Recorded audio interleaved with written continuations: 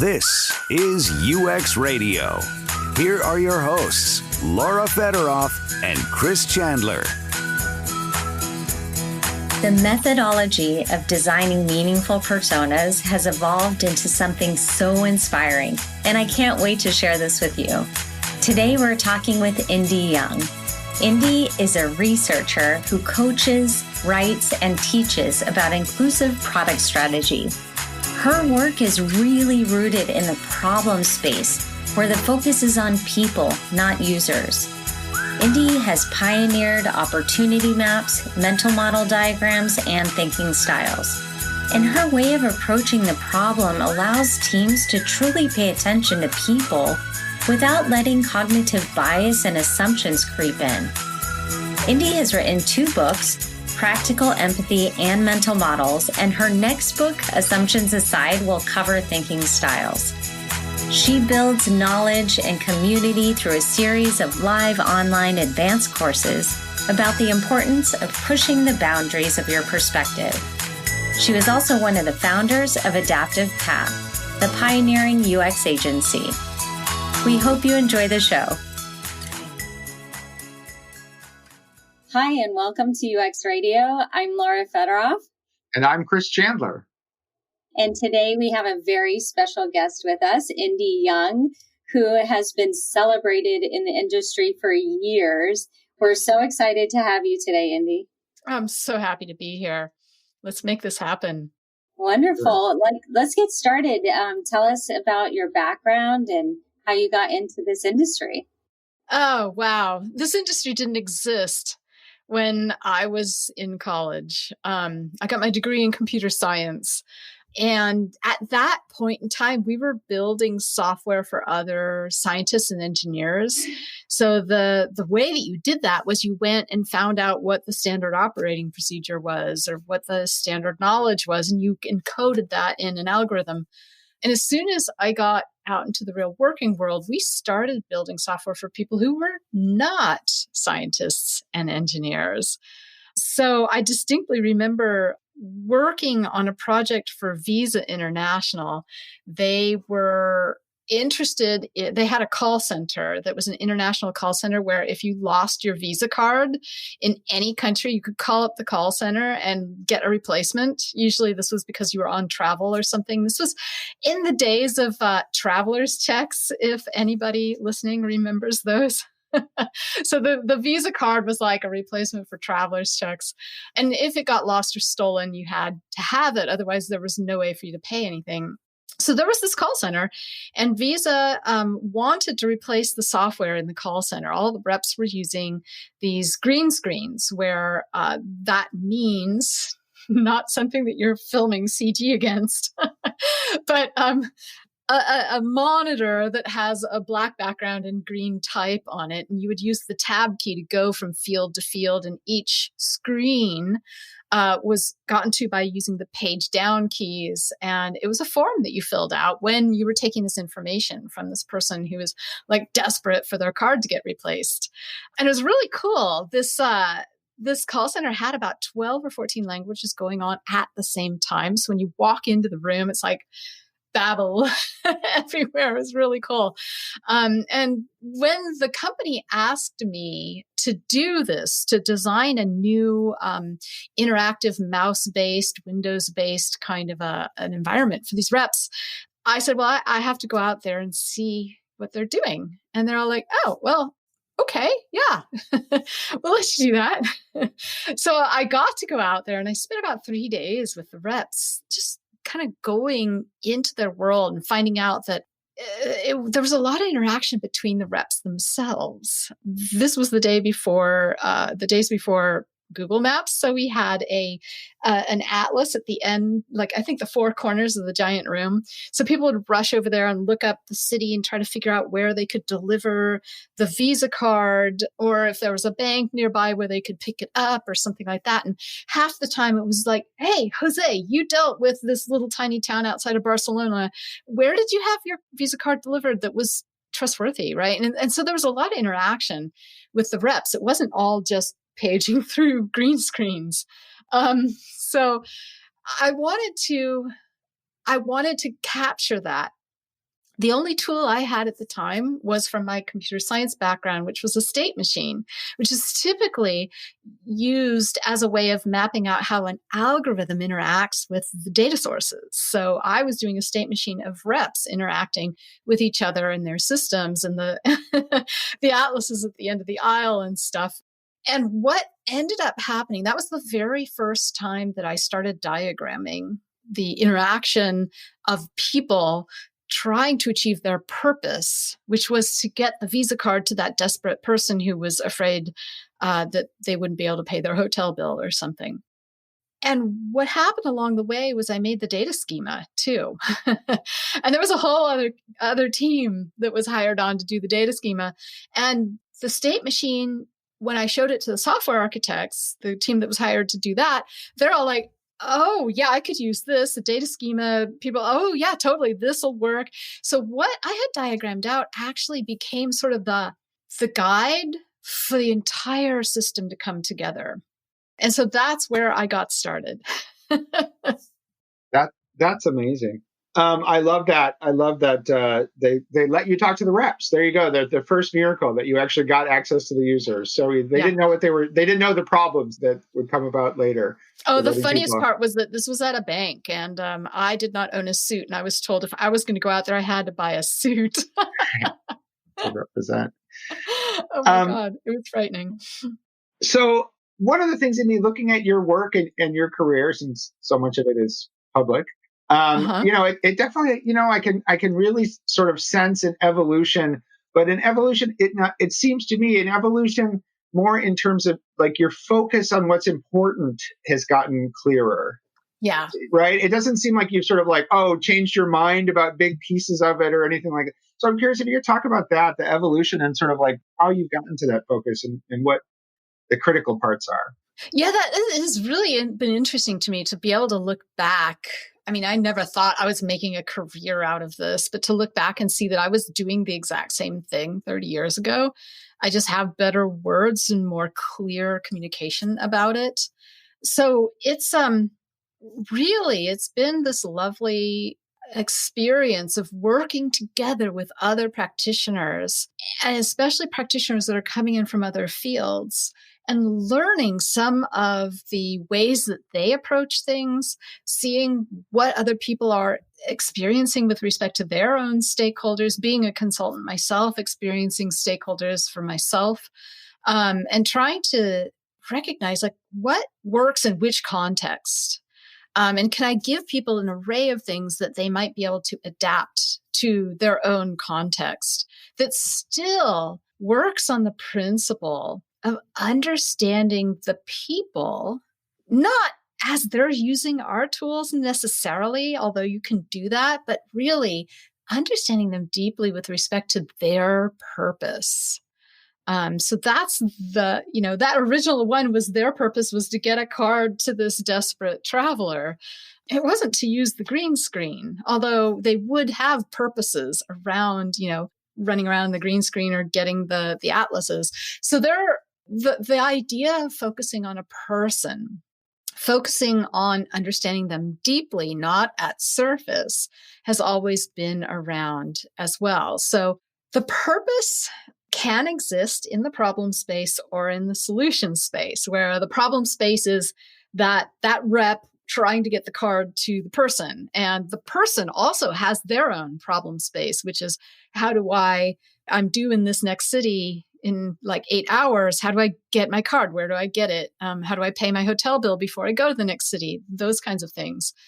Or it can be a purpose with respect to the solution that they're using. So when you are a person trying to accomplish a purpose, you have a lot of tools at your disposal. Some of those tools might be memory or chatting with somebody or looking at a YouTube video, how to do something.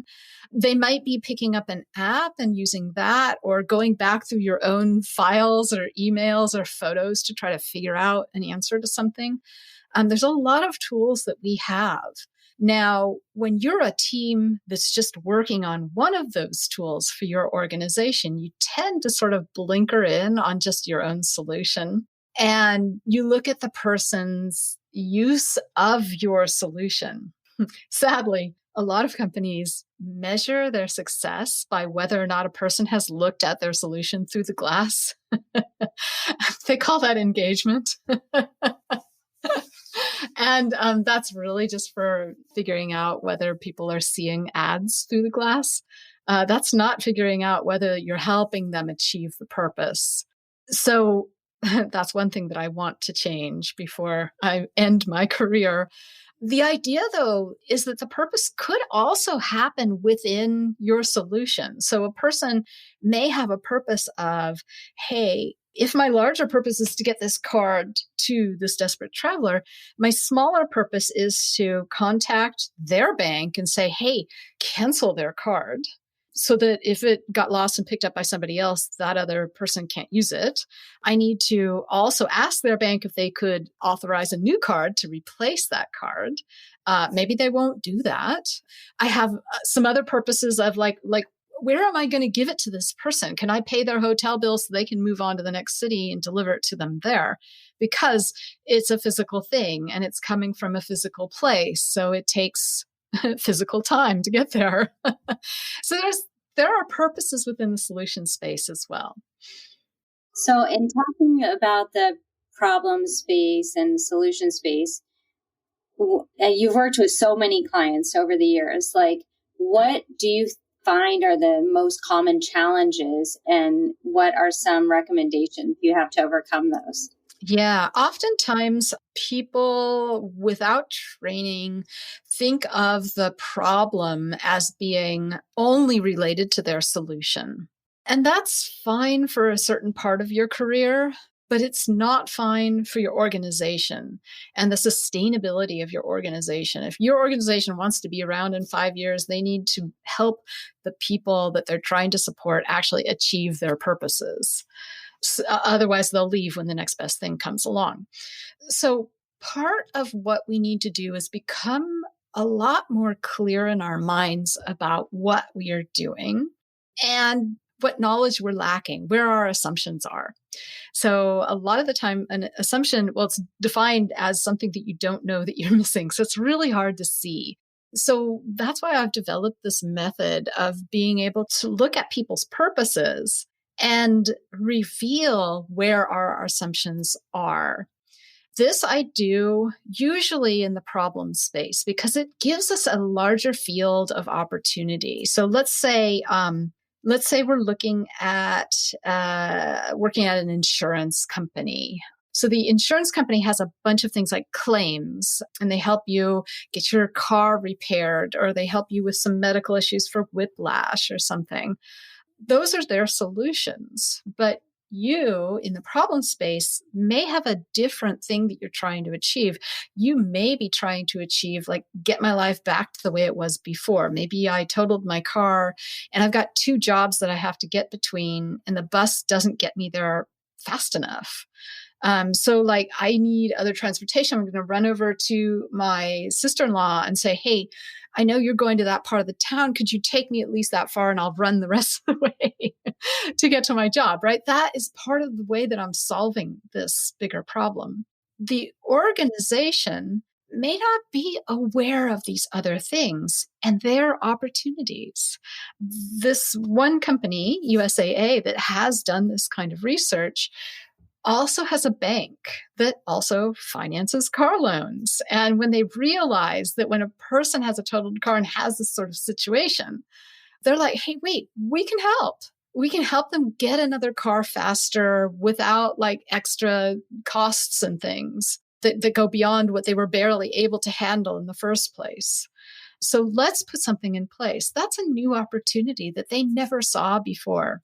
They didn't realize that they had that assumption that, you know, people would be able to get on with their lives by filling out a claim. In fact, one of the things that they told me was that everybody who comes in has to be an adjuster for a little while. And so everybody gets a sense of what it's like to go through a claim. And in doing that, they think, oh yeah, we understand our customers. But they also get this mindset that, like, when the claim's over, the customer's happy, everything's done.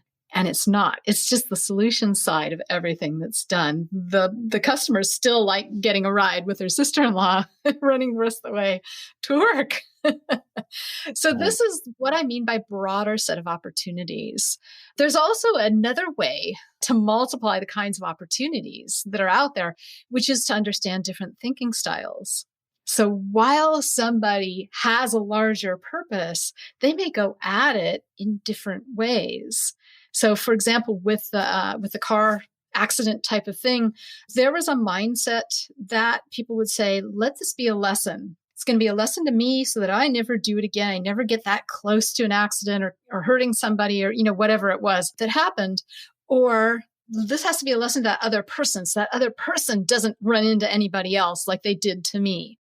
And that let this be a lesson. There were a couple of other thinking styles as well, but just putting a pinpoint on that idea of let this be a lesson opens up more opportunities for the insurance company. The insurance company can definitely reach out to the person who was to blame if it was clear and say, hey, here's some training that we could give you so that, this doesn't happen to you again because, we're all human. Here's some skills maybe. Or maybe it's more of an authority sort of an issue where you have to, as an insurance company, reach out to an authority and the authority can make an announcement. For example, one of the stories was that there was ice on a certain road and the person spun out and ran into a telephone pole and totaled their car with that silly little thing. And she's all like, okay, first of all, I want to learn how to steer out of a spin. Not that you can really do that on ice. But second of all, I don't want anybody else to take this road today, this morning, please. It's got ice on it. How do I tell the authorities to let everybody else know? How do we get this on Google Maps so everybody gets routed around it? We've got the capability of doing that. That's an opportunity. The insurance company can help with that, can be a conduit to it, or somebody else can be a conduit to it that the insurance company can sort of point out and say, hey, look, here's an opportunity. This is for supporting people. This is for longevity of your organization. It isn't necessarily for direct profit. And I think that's the place that it breaks down when we're trying to convince our stakeholders. Right. Helping them draw that line. I love thinking styles is the perfect example of what I meant there, right? A framing device, a sort of just a way of thinking, a thinking style in itself, maybe. Tell me a little bit about how, when did that occur to you as when did you realize that was, a secret ingredient or a magic key to sort of help frame these? That's a super good question. I originally called them behavioral audience segments because that's what they are. They're behavioral audience segments. You might also know them as archetypes. That's another word that people use for them. And how did I come up with that? That's a really good question. I don't remember the roots of that. It was a long time ago and has always been part of it. Let me see if I can reconstruct it. One of the things that I do is when I go and do listening sessions with somebody, which is where I set up a formal session to understand their inner thinking around that larger purpose, that purpose that they have, not my purpose, their purpose. And it could be a purpose in the problem space. It could be a purpose in the solution space. But we need to understand somebody's inner thinking, their emotional reactions, and their guiding principles. Those are the three things, the triad that I'm always after. If you don't get down to those, you aren't developing cognitive empathy. You can't take their perspective. If you stay up at the surface where you're just hearing their explanations, their opinions and preferences, their scene setting, their statements of fact, their sort of conjecture about the future, we're not getting any of that depth. And so we cannot do perspective taking. We cannot form cognitive empathy with them. We need inner thinking, emotional reactions, and guiding principles. So those are the three things that I typically elicit in a listening session and then pull out of the transcripts. I pull them out, I summarize them, and then I start doing some affinity synthesis.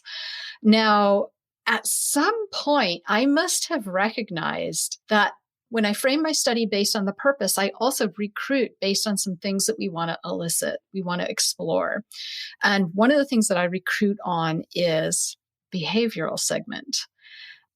So it might have been the idea that we're guessing, we're totally guessing. There was a university here in the Bay Area, Cal State East Bay.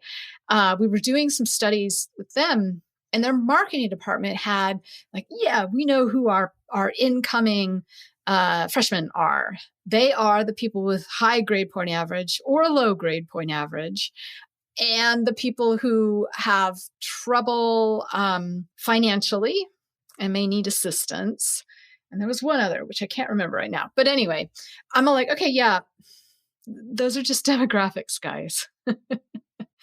When you put a demographic like high GPA out there, immediately your brain starts thinking of all these subconscious bias things. Like, oh, this is a studious student. They must come from an environment where people are also think of education as important. They must, have these ideas in their heads about where they want to go with their career. None of that's true. It might correlate, but it doesn't cause this kind of thinking. Okay, so what I did in that case was I said, okay, we have to throw this out. We can't do that. We have to make up some sort of other way of recruiting people by behavioral segment. So let's take those and let's pretend there's something else. Let's say, here's a group of people who are excited about going to college to be independent, away from their parents. Actually, I'm doing this backwards because that's what came out of the data. Let me see if I can go back to the beginning. We're going to recruit people who have trouble getting in and staying in, who are worried about getting in, who are worried about staying in college. So that was one of our recruits. That was based on kind of the low income, need financial aid sort of thing. But I'm like, let's make it more human. And then there was another group that was, I am serious about my study. I'm trying to remember this. I'm serious about my study. And there was another group that was like, I'm going to go to college. And I'm only just now sort of getting serious about the rest of my life. So what happened was when we got done with the studies and I pull those three things out of the transcripts and I find the affinities that way, that builds a city skyline. That builds something I call a mental model diagram. That doesn't validate or build anything with respect to those audience segments, those behavioral segments. So what I did was I started looking at the data, same data, separately.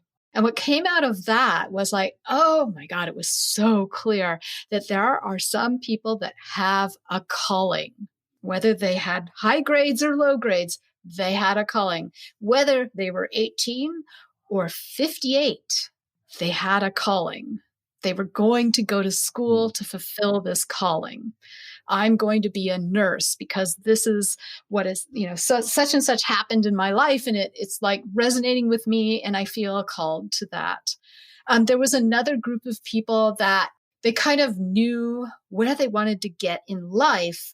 And they were like working it back to see like what careers could get me to that point. A lot of them wanted to stay in the Bay Area. They knew the Bay Area was an expensive place to live and they needed a better career. They would also see their parents struggling. They're like, I need a better career if I'm going to stay around here, especially if I'm going to support my parents staying around here because family's important. Or family might not have been important. Maybe it was just that Porsche that was important. So that was another group of people. That was a thinking style of like, okay, I need to hit that goal. I'm going to do that way. There was another group of people, though, that were told, hey, college is the next best step for you. Go to college. And they're all like, okay, I'll go to college. Some of them were 17, 18. Some of them were 36. There was one woman whose children had just gone. All of them had gotten into school, so they were gone for the day most of the time. And her husband's all like, hey, you always wanted to go to college. Now's the time. You've got some time. I think she was 36 or something. And so she finds herself in college and they have no goal they want to hit. They have no calling. They were just told college is the next best thing. So that was another one of our thinking styles. So that might be a good explanation of how I came up with them. The way that we see the mental model diagram then is based on little slices of everybody's approach, but then we decorate each of those slices with the different thinking styles that belong there. And then you can start to see certain slices it doesn't happen very often, but certain slices are like very specific to certain thinking styles. Like back to the insurance example, that make this be a lesson, let this be a lesson. There were certain slices that were definitely just that one thinking style and nobody else was thinking about them. So you'll see that. And what happens then is that underneath all these slices, underneath this city skyline that's decorated by the different thinking styles, you can start to put all of the different support that you have, all the capabilities, all the call centers and reps that specialize in different things and documentation and apps and everything. You get to put those underneath the slices that they're supposed to support and start to see how weak they are. Either they don't support everything in that slice, or they only support one thinking style, or they were built for the mythical average user and they don't really support anybody in that slice. It's just sort of like, here's our easiest to create solution. Let's throw it at the wall and call it done. So this is where I want, and I've actually seen one org, I'm not allowed to tell you who it is, start to model how well they are supporting in that slice each of the thinking styles based on usability data. So what they're doing is they're setting up their usability studies based on the slice or a set of slices so that they can map it back. And they're starting to do metrics on how well they're supporting people achieving the people's purpose. That's amazing. I am so inspired by the level of analysis that goes into the mental model, the opportunity map, and thinking through their inner thoughts and emotions, like you said. And I'm really curious about the triad that you were talking about. And mainly, if you could talk a little bit more about guiding principles. Yeah. So there's those three things sound easy to recognize. And when you're actually in conversation with somebody and you're trying to build trust and get them to go deep and tell you their inner thinking, their emotional reactions and their guiding principles, it comes out slowly. And you come back around to it again later at more depth. And the guiding principles don't come out necessarily at first. So the definition of a guiding principle is that it's a rule that you use throughout your life to make certain decisions. So you can have guiding principles at lots of different levels of granularity. One might be, a friend of mine was, if I ever borrow anything, I always return it in better shape than it was when I borrowed it.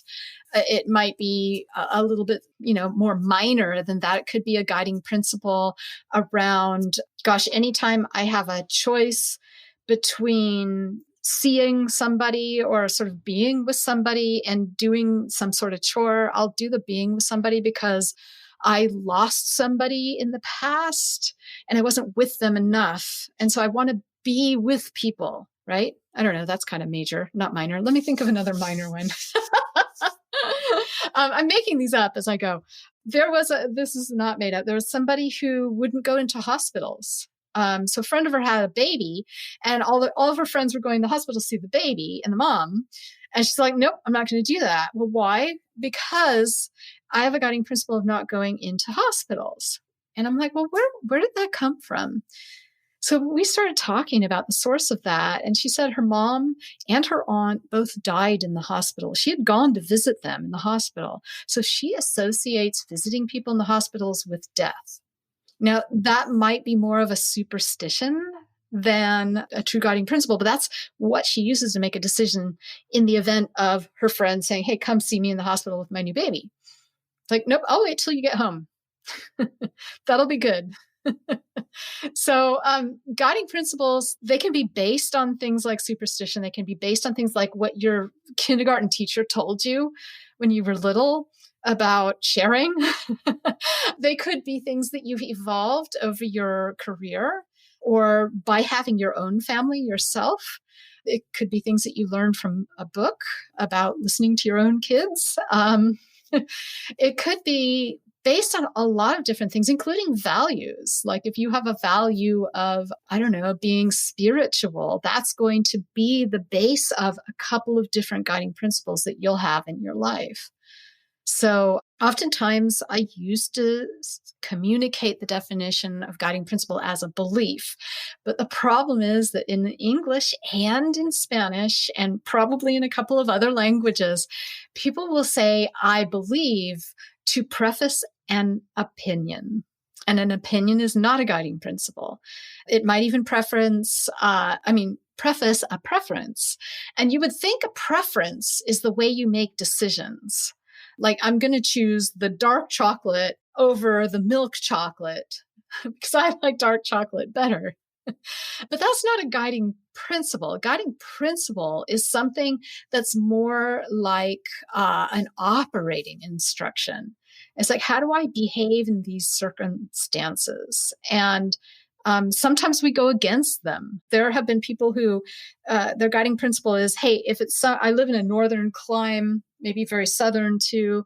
During our summer, we get sunshine. During our winter, we don't. And so in the summertime, my way of relaxing is to be outside in the sun because sun's important to me. That's my guiding principle.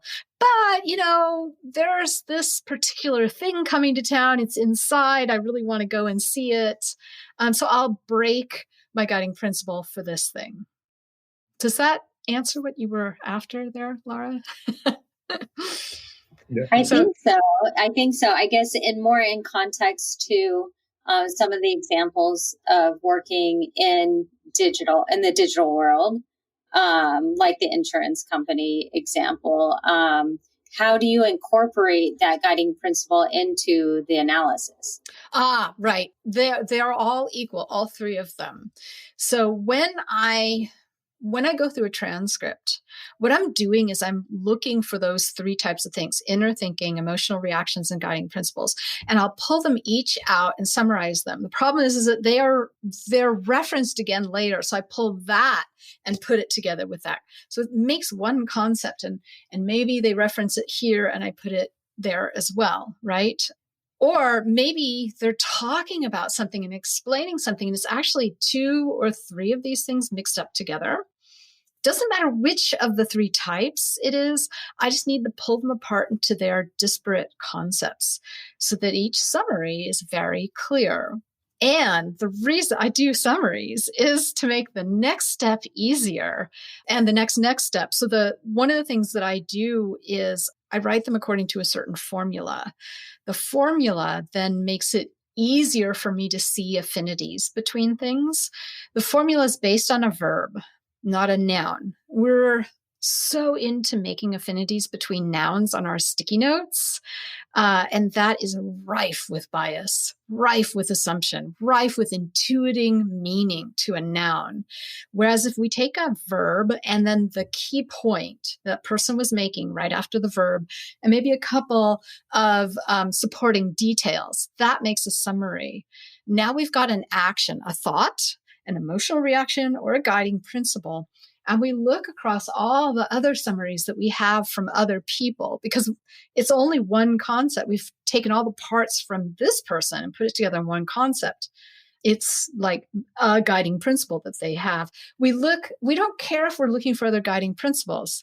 We look for anything else that's happening by other participants in the study based on their focus of mental attention. So in the insurance area, if we're talking about this idea of like, okay, I'm going to learn how to steer out of the skid, right? Let this be a lesson to myself. But what I'm doing is I'm teaching myself a new skill. Now, there was somebody else who almost T-boned somebody early on the way to a client meeting and was terrified that he almost caused injury, but it was because he wasn't sleeping well. So what did he do? Instead of picking up a new skill, he did something related, which was change the way he runs his business meetings, changes the way he does his travel so that he gets better sleep, so that he never puts himself in that situation again. So that's similar focus of mental attention. I want to change something. So we're starting to see kind of a biggest, squishiest kind of group. We'll find other people who have similar focuses of mental attention around picking up a skill or changing the way that they're doing something, and we start to put them together. There might be emotional reactions in there. There might be guiding principles. There might be inner thinking, but they come together based on that focus of mental attention. We're not doing it based on nouns, because nouns imply a bunch of stuff that mean different things to different people from different backgrounds. It's not research. That's research theater. What we're trying to do is actually get what people are telling us out there so that we can see it clearly in their words. We don't use their words slavishly. We make it in a summary that is easy to understand, so we don't have to go reconstruct what that data meant later when we're using it. And what happens is those little summaries appear in the slices in that opportunity map. They appear in the top part, the mental model diagram part. So you can read them and you can see these people, and we can, categorize them by which thinking style that person fell into in that context. That's actually, speaking of context, another important thing about thinking styles is that with respect to personas, you can call thinking styles personas if that works in your organization better. But the key point, the real key difference is that there's no demographics in a thinking style. There's no picture. There's no preferences like, they like handbags from Hermes or whatever they call that. And, and their favorite sport is blah, blah, blah. There's none of that. It's only about the purpose. The thinking style is described by about 4 sentences. The sentences are inner thinking, emotional reactions, and guiding principles, mostly guiding principles, especially because these things are guiding the way people are approaching their purpose. And they're written with respect to that particular purpose that person has. There's no pictures. We define them by a word that person would use to describe themselves. So let this be a lesson was the word that we described that one thinking style, and it's contextual. So you might, when you're skidding on the ice, be in that mindset. But when you've just had a teeny fender bender in the parking lot, because you're both backing out of parking spaces at the same time, it happens. That's what insurance is for. Okay, we'll get each other's names. We'll just fill out our things, whatever. That was another mindset. That's another thinking style. It's contextual. It's not your personality. So many personas masquerade as horoscopes. I had a team at an airline. I discover at the airline that most of the employees there think of the people on the planes as grumblers, or as like, oh, there's the asses in the first class and the masses in economy.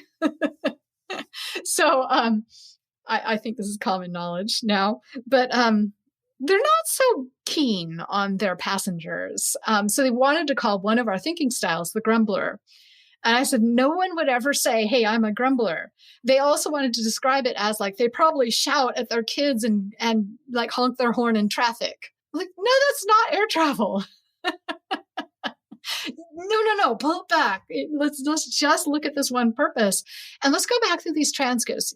I want you each to read one of these transcripts and tell me, what are the words people are using to describe themselves? We come together in our meeting the next day and they're all like frustrated.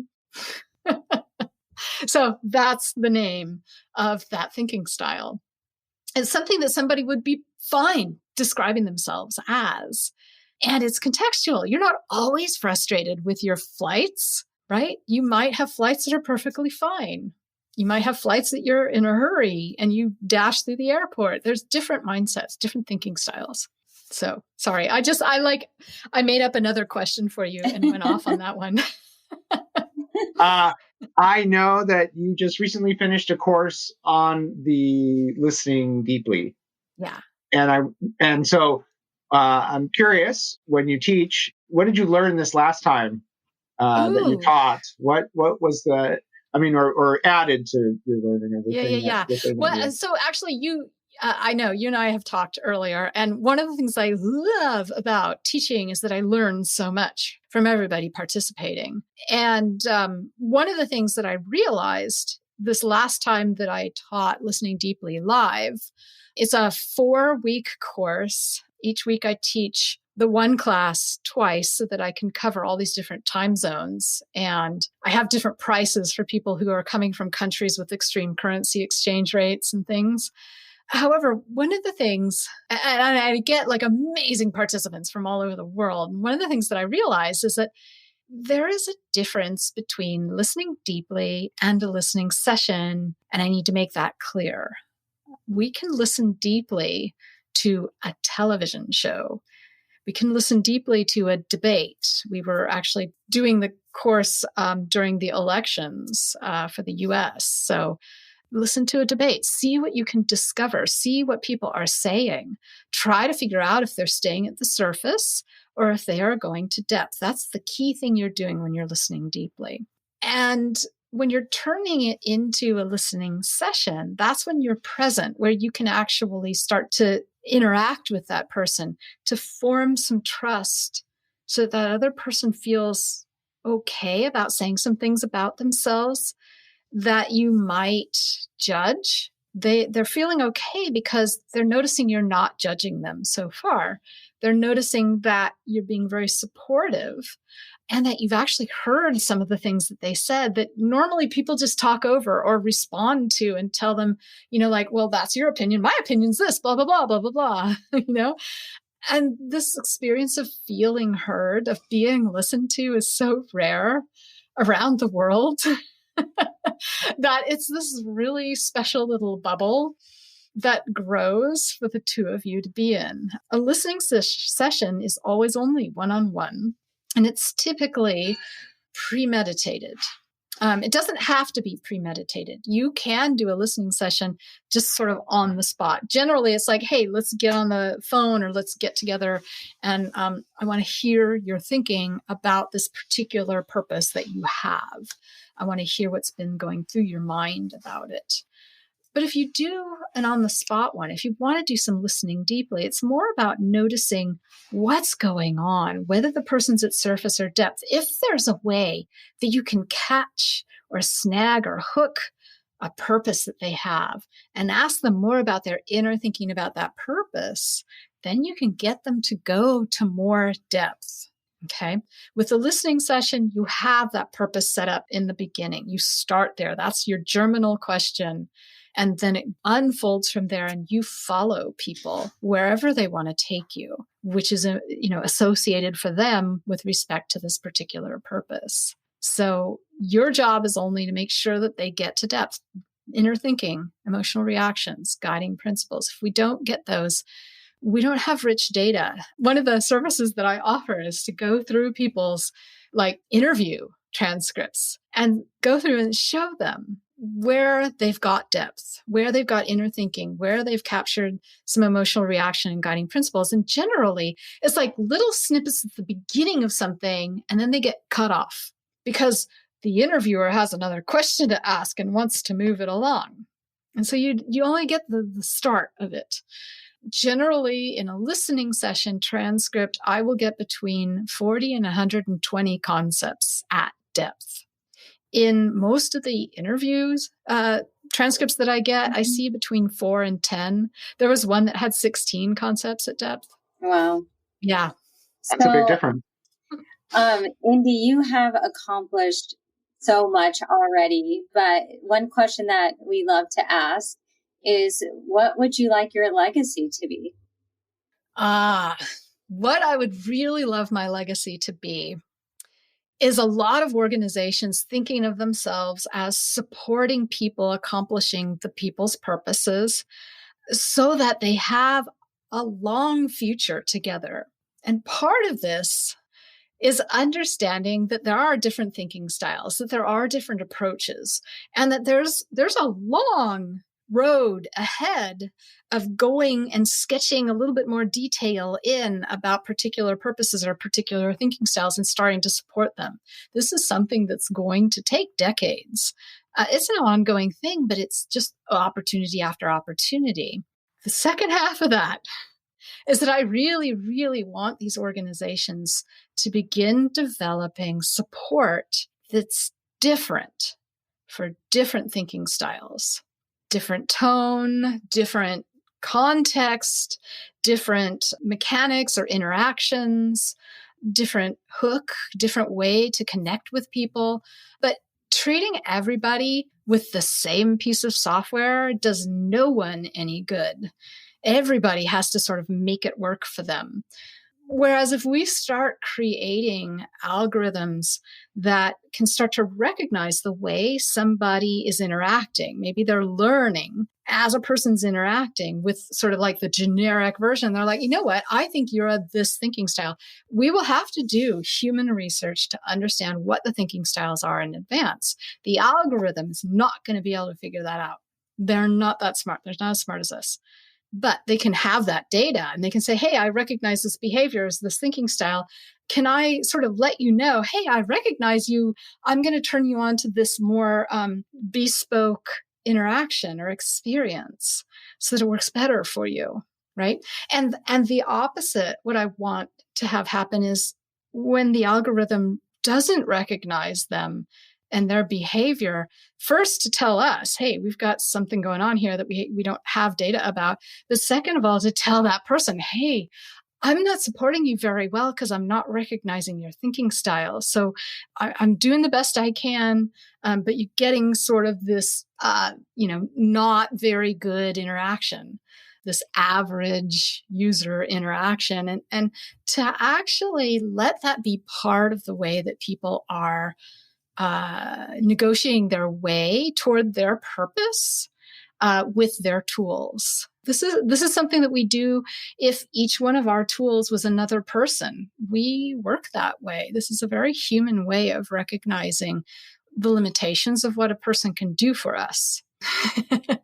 And the biggest goal of all is that then hopefully that will make it less likely for us to swear at our software tools. I mean, the whole point of that is, if I understand what you're saying, Indy, is it would be nice if the systems had a little bit of humility, if they were able to say, right, like, because in the interaction, what you're getting at is like, hey, you're sucking, system, right? Like, this is very generic. This is not very helpful. You're not supporting me. And it'd be nice if the system was able to acknowledge that in any way, right? To set the context of like, you're right. I love that. Like, sorry, you're getting the default interface. It's just the best I could do right now. Yeah, exactly. And, maybe voice interaction will help with that or not. I don't think voice is the only way forward or that everything's going to switch to that. Everything's contextual.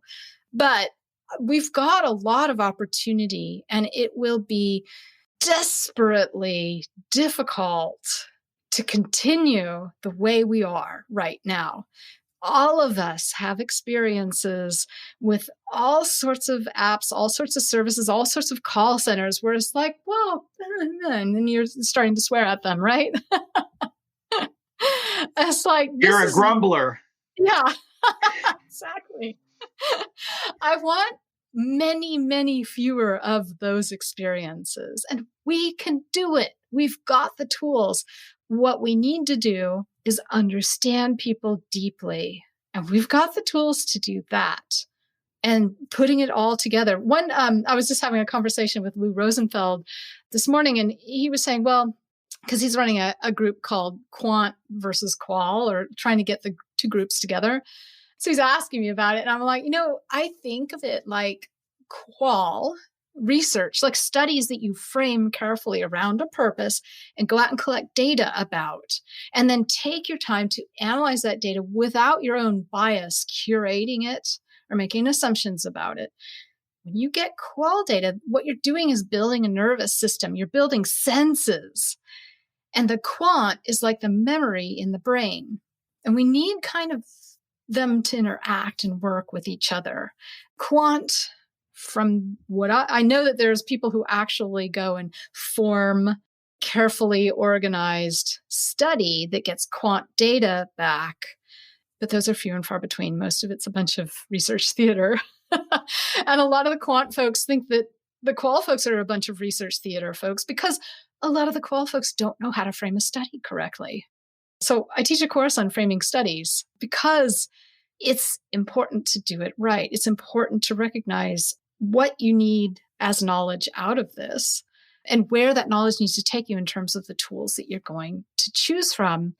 And it's super important to frame it by a purpose. If you're doing qual, the way that you know that you've gotten good data back is by the patterns that come out of it. And if you don't frame it correctly, you're not going to get patterns. You're going to get anecdotes. You're going to get one-off stories. And as Sam Ladner writes in her book, Mixed Methods, enough with the anecdotes. No more anecdotes. What we need are patterns. Okay.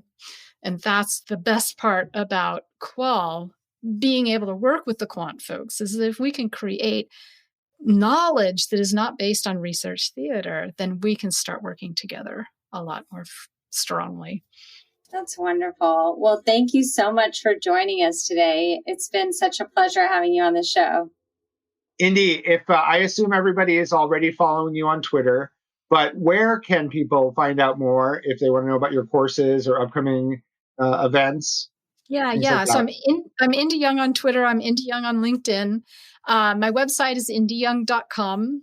I have a newsletter that you can sign up for there on my website. The courses are all listed on the website. And the courses, I've got one version out right now. It's actually live courses that I teach once a year. Each course is 4 weeks long. It's a deep dive into it with homework and everything. And you can get a certification if you take all 6 of them.